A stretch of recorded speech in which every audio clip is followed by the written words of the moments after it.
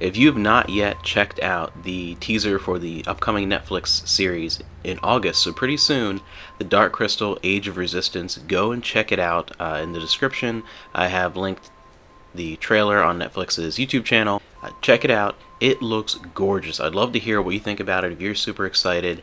I grew up loving Jim Henson with the Muppet Show and watching Sesame Street when I was very little and loving the Muppet movies, and then of course getting into my high school and college years loving Farscape. Really loving a lot of Jim Henson products over the years, and one that's always stuck out has been The Dark Crystal. I've really enjoyed watching that over and over and over again, reading the book based off the movie and having little children's picture books, and just it's one of those movies that's always been with me. It's one of those great 80s kids movies, things like The First Neverending Story, The Karate Kid. It's just one of those, to me, iconic 80s kids movies, but there's something about it too that seems so timeless and beautiful.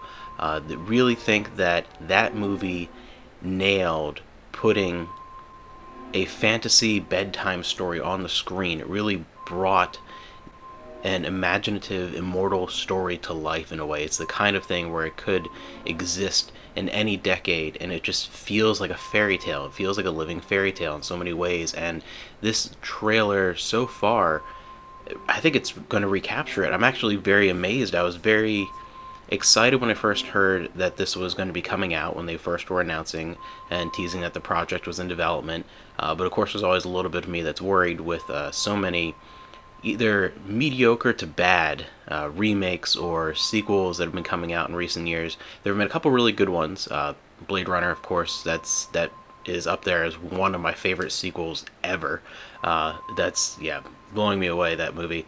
But the majority of them have been just kind of lackluster to me, and I was a little bit worried. But after this, I'm really excited. It looks beautiful. It looks very true to the original, but it's also adding so much more. It feels like it really is going to be something that is true to what came before it, but is also going to be greater and grander in some ways. I'm very much looking forward to this, and it's pretty funny because Man and I were just talking about the other day about whether or not we're even going to continue with Netflix and things like that. So many different streaming services, and we have so many free ones that we watch and such huge movie collections. It's like, what's going to be on Netflix? The last season of 3% we're looking forward to, but then well, if that's the end of that show, that's really the only thing we don't really watch much Netflix.